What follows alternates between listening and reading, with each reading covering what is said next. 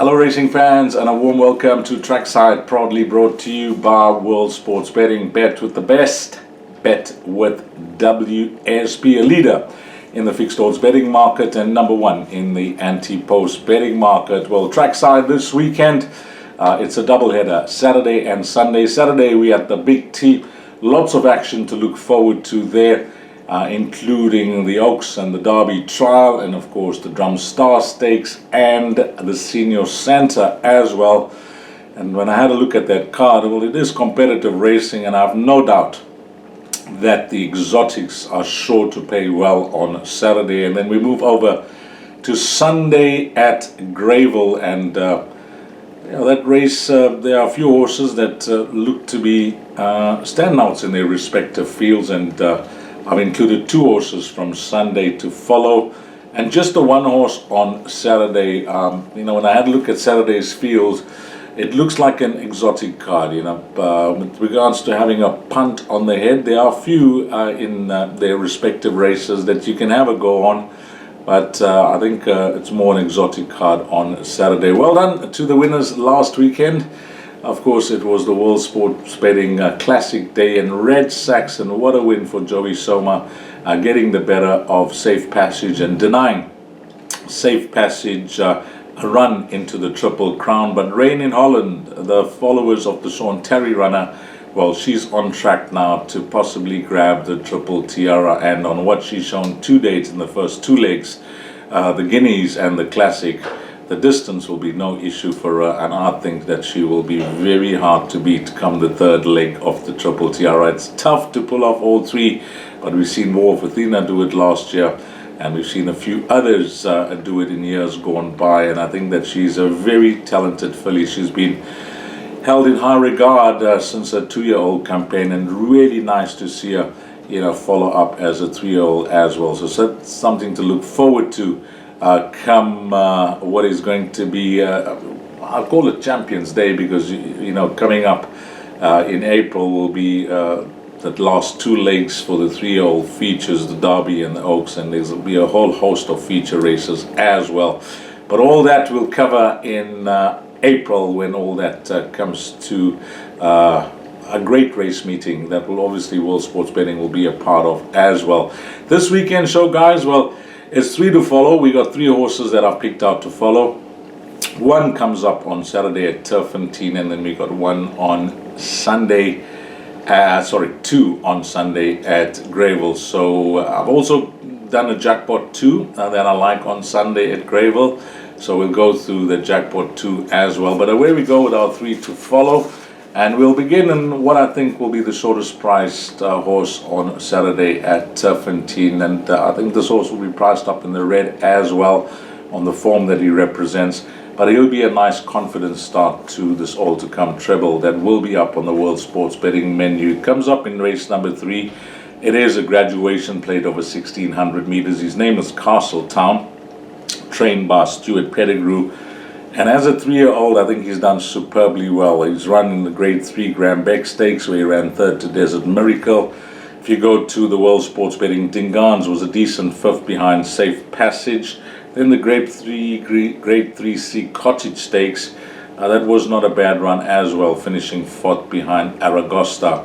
And then last time out, I really liked the effort that this horse put in the graduation plate. It was a good 3rd behind Captain Lannister and Elusive Current, and we know that Captain Lannister ran a blinder in the World Sports Betting Classic last week, finishing 3rd behind Red Saxon and Safe Passage. So that is looking good. Anything from 1,200 to 1,800 meters suits him fine. The distance is no problem. And just have a look at the best weighted column. He's a clear standout there in the best weighted column, and everything on paper and on form does point to number 1 Castletown, and he's a banker bet for me in this all to come, and a banker bet for you in your all to come. So I can confidently say that whatever beats him will win, and I'm expecting him to win and win this well. Number 1 Castletown in race number 3.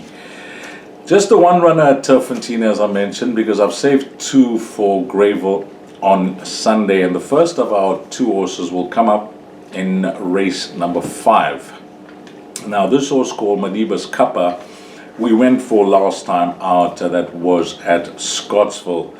He's really come well his last two starts. He ran a good second to Siege of Orleans, and then last time out he looked the part against that type of field, and I thought that he will be a hard horse to beat. And I can remember that race clearly, guys. It was a horse of Allison Wright called Denver that just ran off the course badly. I think skipped 20-25 lengths ahead of the field. He was just going too quick. And then leading the chasing pack was a horse called National Flag, trained by Paul Lafferty. And when they turned into the straight, you could see Denver was a spent force. He was going to fall in a hole badly.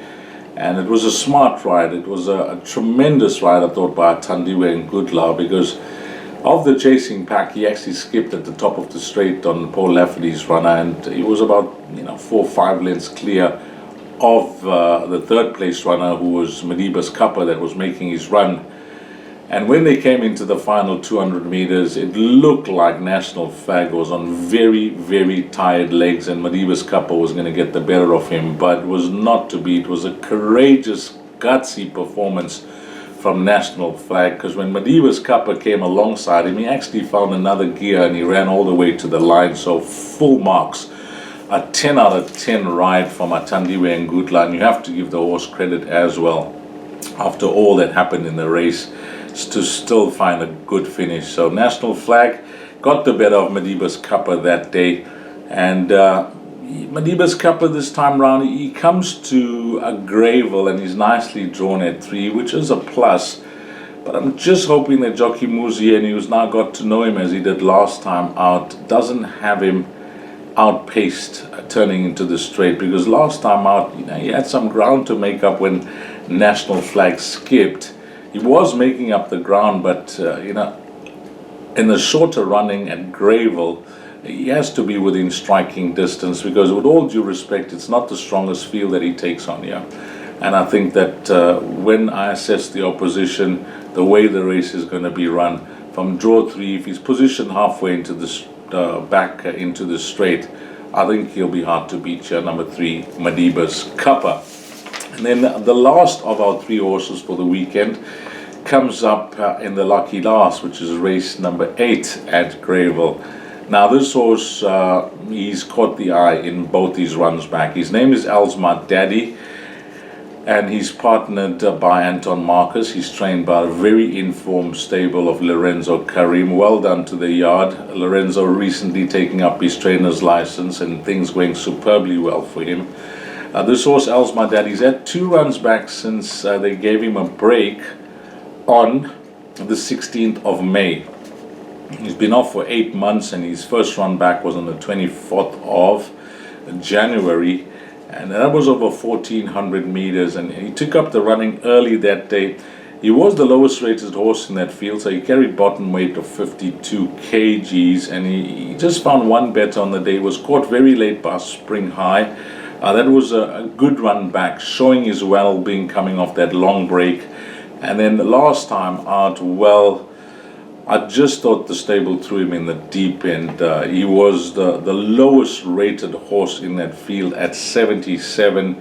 It was the World Sports Betting Club Privé Fever Tree Stakes, and it was just the wrong race for him. When you look at the opposition that he took on, there were horses that were rated 121, 111, 106, 109. There were horses in the 90s as well. It just was the wrong race for him, but boy, did he punch way above his weight. He ran a cracker. I think that was the run of his career to date. When you look at the opposition that he took on, the rating that he was at, badly under sufferance of a 77, to run just over 2 lengths behind Shampompo Shampizi. A tremendous run. In fact, his last 2 runs, look at the average rating, 84 at his penultimate and 97 at his last start. And this time round, the average rating is a 76. He's having his 3rd run back. It's an informed stable, a job that's worn on him before, and Anton Marcus. He's 1 from 1 over the course and distance. He loves racing up handy. He's got the draw to get there with ease. It ticks all the right boxes, the source number 4, Elsmar Daddy, and there is lots of form to work around in this field. If you try and get to know each horse individually, you could make a case for a number of them taking on Elsmar Daddy, but just the way the stable have brought him on back from that 8-month break, now over 1,600 meters, a distance that all 3 of his wins have been over. I think this could be a favorable end to your day at Grayville on Sunday with number 4, Elsmar Daddy. So that's going to be our 3 to follow for this weekend. I mentioned that I've done a Jackpot 2 as well at Grayville. Well, we got 2 bankers in that Jackpot 2. In race number 5, we got Madiba's Kappa, and in race number 8, we got Elsmar Daddy. So I've decided to do a Jackpot 2 there because it makes sense with our 2 bankers. So the Jackpot will be very simple. Race 5, number 3, Madiba's Kappa banker, by the field in race 6, by the field in race 7. Race 6, at the time of recording the show, which is early on in the week, it's multiplied by 9, and race 7 will be multiplied by 13. And the last leg, which is Elsmar Daddy closing off Jackpot 2, that will be banker 4. So it'll be 3, field, banker 4. And if you multiply that out, which is 9 times 13, you should get 117. Let's have a look at that. 9 times 13, yes, 117 Rand. That's what that jackpot will cost. And you got those 2 bangers. If they arrive and you get 2 bombs in the middle legs, well, you could be in for a very useful return on your investment of 117 Rand. That will give you that Jackpot 2 one time. So we got our 3 to follow, which is Castletown at Turfentine, Madiba's Kappa and Elsmar Daddy at Grayville, and we got that Jackpot 3 a banker, field, by 4 a banker, costing you 117 Rand. In closing off the show, well, I've just been told by Ingrid, who's firmly part of the team when it comes to the recording of this show, and I thank her for that. She's been involved in what has been a wonderful, successful promotion. It was called the Summer Wheels of Challenge, or Wheels of Summer Challenge. That was run from December last year, and they were giving out prizes on a weekly and a monthly basis, but they had their finalists on Wednesday at White House, where they hosted everybody. I say the finalists, they had 6 finalists, that was 5 and the 1 winner. I say the 1 winner. And the final was a car that was won. Yes, World Sports Betting gave out a car during that Wheels of Summer competition, and it was a wonderful promotion throughout those months, and a wonderful finale as well. I had a look at all the pictures that Ingrid sent to me, and all the finalists were present, and one person or one customer or one punter, one loyal patron of World Sports Betting was going to walk away with a car. And I've been given his name. Well done to you, sir. Prem Nikkei was the winner, and I'm told he's from Stanger, and it was just a heartwarming story considering that the position he's been in at this stage of his life, and it was just a blessing that this car came his way and he walked away with that car. So well done to you, Prem Nikkei, on winning the World Sports Betting Wheels of Summer promotion and winning that car. And the other finalists that were present, the other 5 of them, I'm told that they all got 5,000 Rand each as a consolation as well. So a wonderful promotion.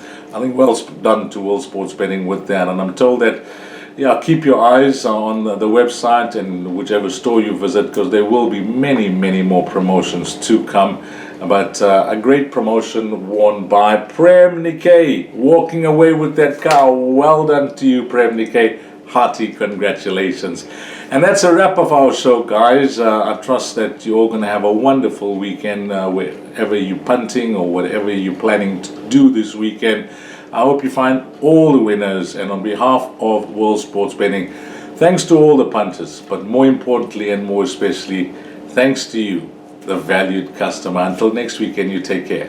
Salanigashle.